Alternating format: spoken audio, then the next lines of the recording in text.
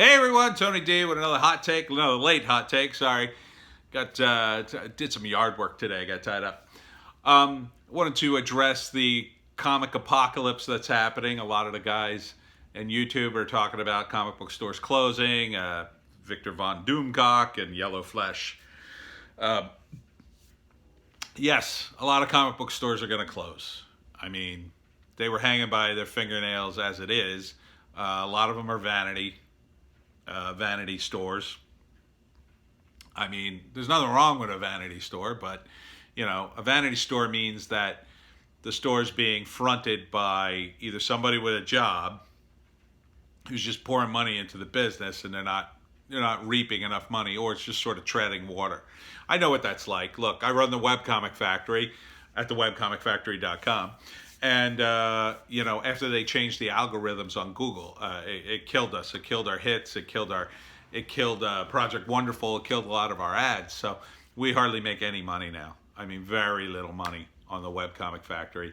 And in fact, 2020 is going to be a very tough year on the Webcomic Factory.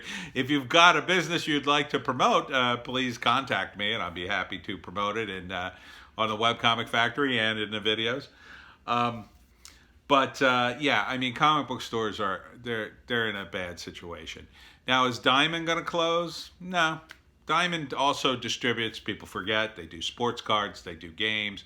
What they probably will do is they will probably end up rolling comic books into one of their other catalogs.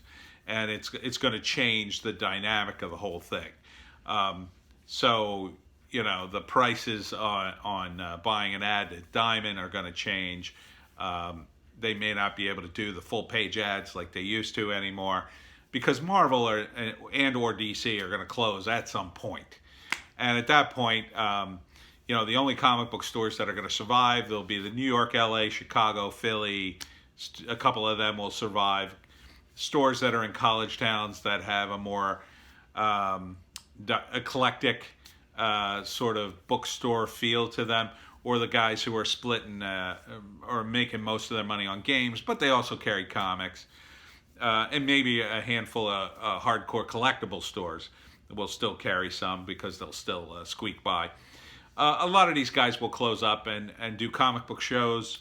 Once they start coming back and gatherings of people can happen again. But even those, they're in trouble too now, and they have been for a long time. A lot of them aren't, I still go to the monthly shows every once in a while and do a signing, but, it's not like it was back in the late 90s when, I could make okay money. I didn't make a lot of money. I never made a lot of money at shows, but I would make more money back in the late 90s than I did, more recently. Although last time I took my books and I did pretty good.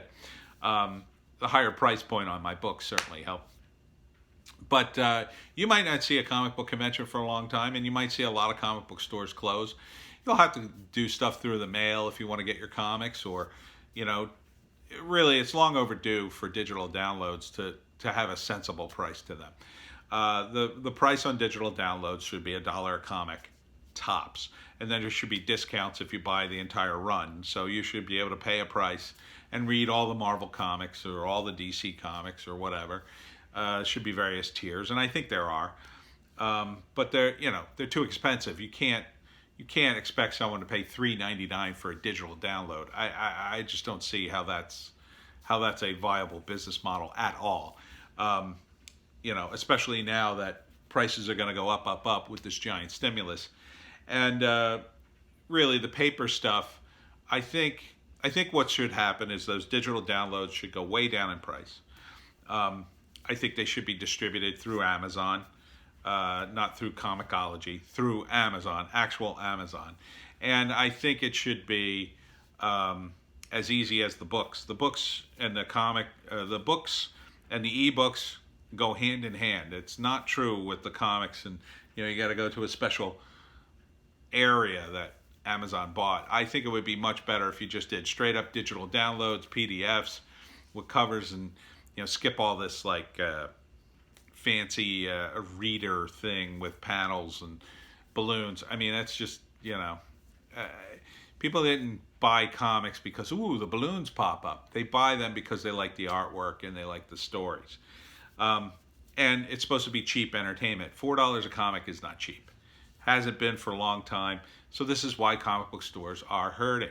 They're hanging on by their fingernails, a lot of them. So I feel bad for these guys. I know a lot of these guys. I wish them well.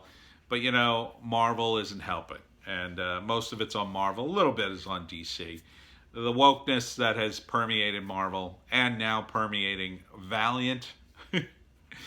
I don't get that at all. Like, we've got a comic book company and we kind of make comics that hardly anybody reads. Well, let's get woke, and then hardly anybody less will even read them, I guess, is the thinking. I don't know. I don't know why you would hire Heather Antos at Valiant. That was a strange hire to me. She seems to be like queen of the woke brigade. I don't know why you would hire her. I certainly wouldn't touch a Valiant comic with a 10-foot pole now.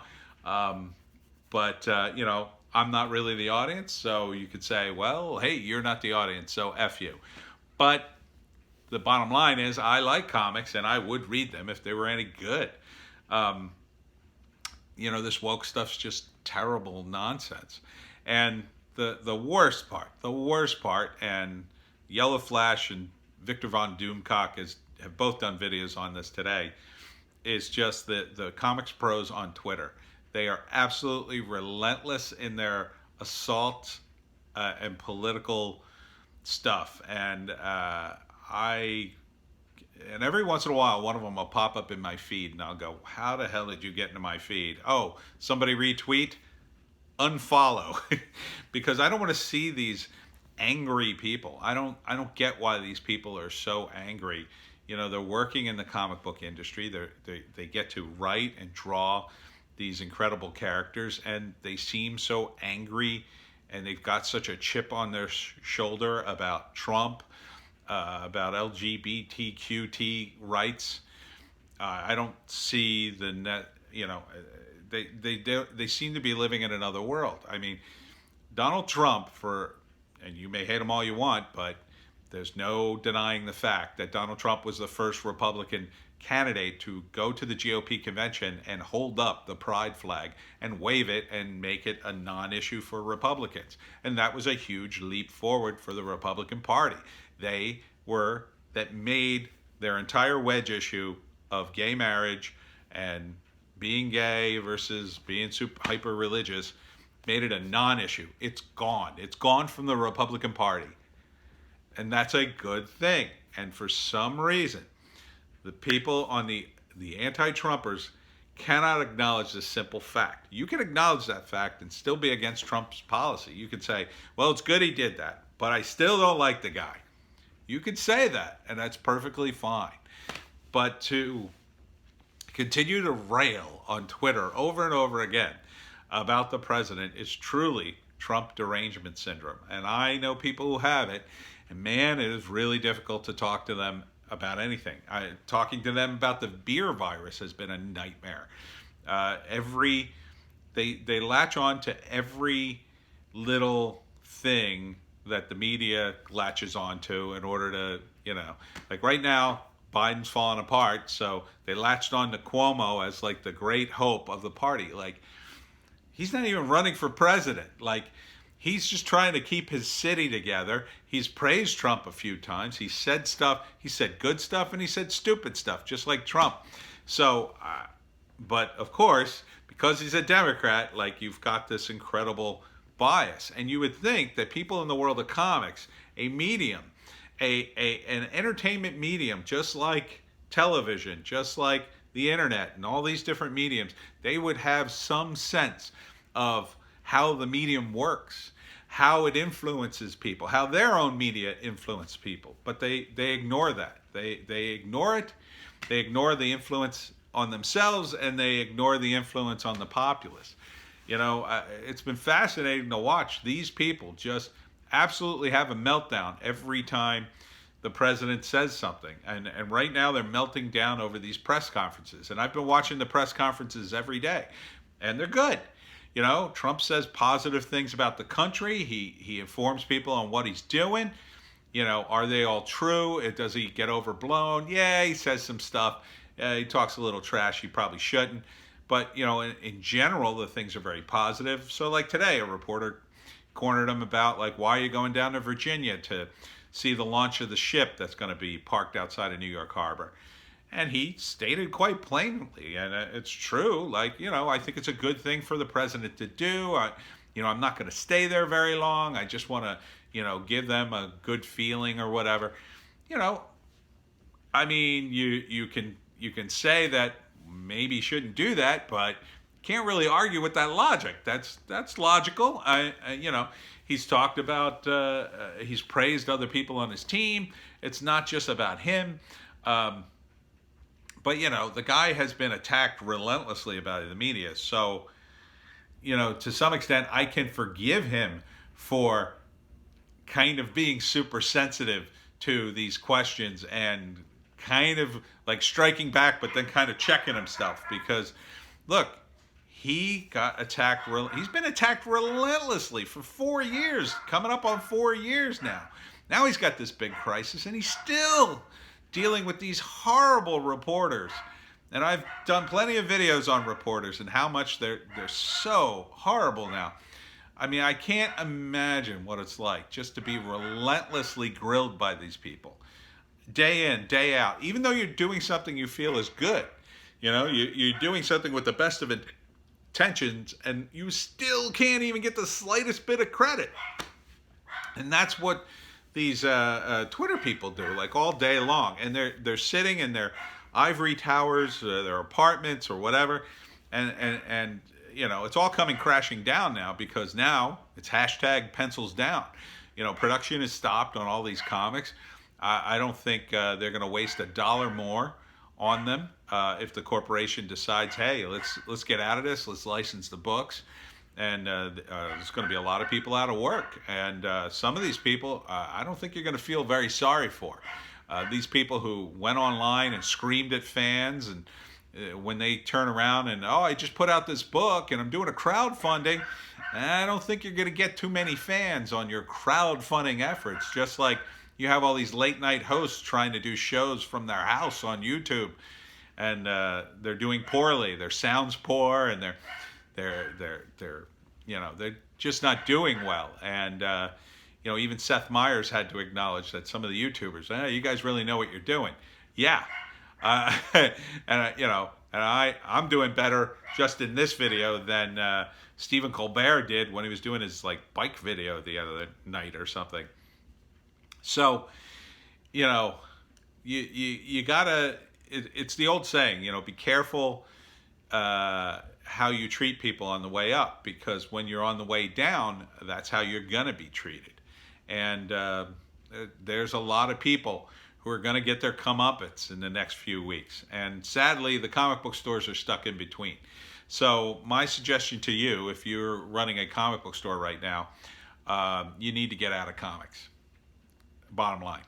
That may not mean closing the store, but you certainly got to look to some other product to sell in order to keep your store open that maybe people want. But really, if you're close to the bone, I wouldn't stretch yourself out at this point. I would start looking for a way out if you can, and start slashing your overhead, and maybe just close the storefront down, and start doing online stuff. Start thinking about doing shows when things open up again, and they will open up again. And you can always open the store down the road.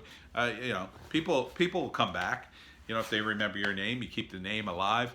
Do something online, and if you got to close, you got to close. I mean, that's the math, right? But if you can stay open, great. I wish you well. I just think you should be staying away from Marvel comics, like they literally had the beer virus on them. I don't know why.